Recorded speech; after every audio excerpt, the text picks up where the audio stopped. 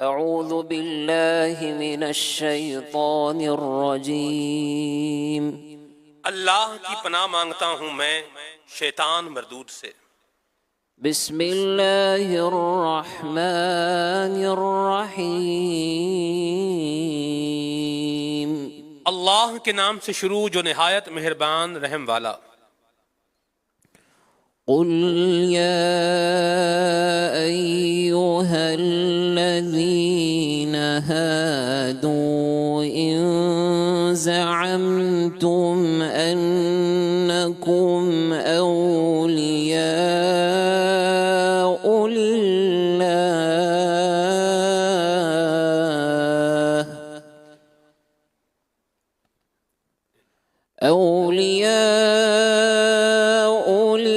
لله من دون الناس ستمنوا الموت إن كنتم صادقين۔ آسان ترجمہ قرآن کنز العرفان۔ تم فرماؤ اے یہودیو، اگر تمہیں یہ گمان ہے کہ صرف تم اللہ کے دوست ہو، دوسرے لوگ نہیں، تو ذرا مرنے کی تمنا کرو اگر تم سچے ہو۔ تفسیر تعلیم القرآن۔ یہودی کہتے تھے کہ ہم اللہ پاک کے بیٹے اور اس کے پیارے ہیں، اللہ تعالیٰ کے نزدیک آخرت کا گھر خالص ہمارے لیے ہے۔ اس پر اللہ تعالیٰ نے اپنے حبیب صلی اللہ تعالیٰ علیہ وآلہ وسلم کو حکم دیا کہ آپ ان کے جھوٹ کو ظاہر کرنے کے لیے ان سے فرما دیں، اے یہودیو، تمہیں یہ گمان ہے کہ دوسرے لوگوں کو چھوڑ کر صرف تم اللہ کے دوست ہو؟ اگر تم اپنے دعوے میں سچے ہو تو مرنے کی آرزو کرو تاکہ موت تمہیں اس تک پہنچا دے۔ ولا يتمنونه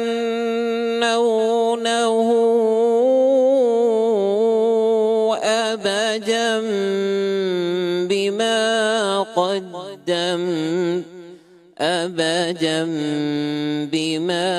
قدمت أيديهم والله عليم بالظالمين۔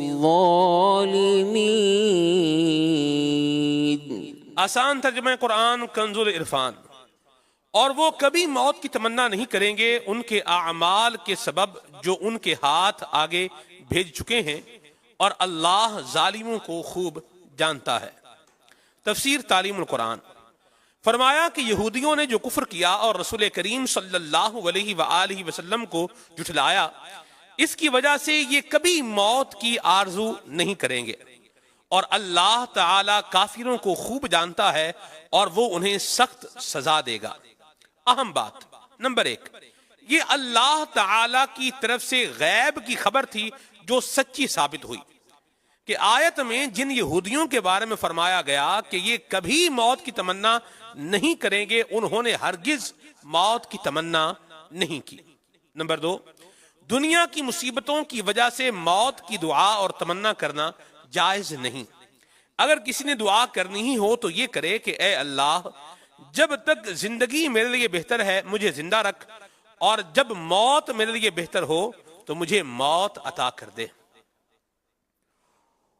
قل إن الموت الذي تفرون منه فإنه ملاقيكم ثم تردون إلى عالم الغيب والشهادة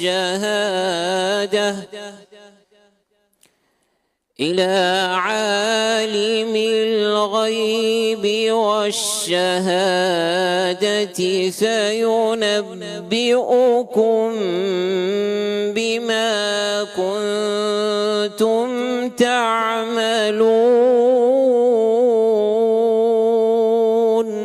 آسان ترجمہ قرآن کنز العرفان۔ تم فرماؤ بے شک وہ موت جس سے تم بھاگتے ہو، پس وہ ضرور تمہیں ملنے والی ہے، اور پھر تم اس کی طرف پھیرے جاؤ گے جو ہر غیب اور ظاہر کا جاننے والا ہے، پھر وہ تمہیں تمہارے اعمال بتا دے گا۔ تفسیر تعلیم القرآن۔ ارشاد فرمایا اے حبیب آپ ان یہودیوں سے فرما دیں اپنے کفر کے وبال کی وجہ سے تم جس موت سے بھاگتے ہو اس سے کسی طرح نہیں بچ سکتے، بے شک وہ ضرور تمہیں آنے والی ہے، پھر مرنے کے بعد تم اس اللہ تعالی کی طرف پھیرے جاؤ گے جو ہر غیب اور ظاہر کا جاننے والا ہے، اور اس سے تمہارا کوئی حال چھپا ہوا نہیں ہے، پھر وہ تمہیں تمہارے اعمال بتا دے گا کہ تم نے دنیا میں کیا اعمال کیے تھے، اور وہ تمہیں ان اعمال کی سزا دے گا۔ اہم بات، قیامت کے دن لوگوں کو اعمال بتا دیے جائیں گے۔ اعمال بتانے کی مختلف صورتیں ہوں گی، جیسے اعمال نامے دکھا کر اعمال بتا دیے جائیں گے، انسان کے اعضاء اس کے اعمال کی گواہی دیں گے، اور زمین لوگوں کے اعمال بیان کر دے گی۔ درس، اس آیت میں ہمارے لیے بہت عبرت ہے۔ پہلی بات یہ کہ موت سے فرار ممکن نہیں ہے، لہذا جب مرنا ہی ہے تو قبر و آخرت کی تیاری کی فکر کرنی چاہیے۔ دوسری بات یہ ہے کہ قیامت میں ہمارا خدا ہمارے تمام اعمال ہمارے سامنے بیان فرمائے گا، اور اس وقت ساری مخلوق کے سامنے گناہوں کا بیان کس قدر شرمندگی کا باعث ہوگا، اس لیے فوراً توبہ کر لینی چاہیے۔ يا أيها الذين آمنوا إذا نودي للصلاة من يوم الجمعة فاسعوا إلى ذكر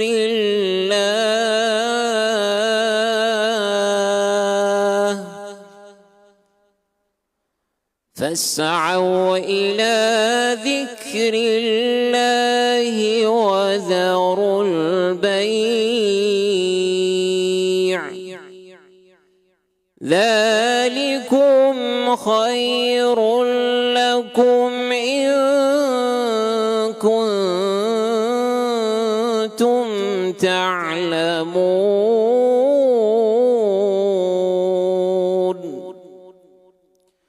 صدق اللہ العظیم۔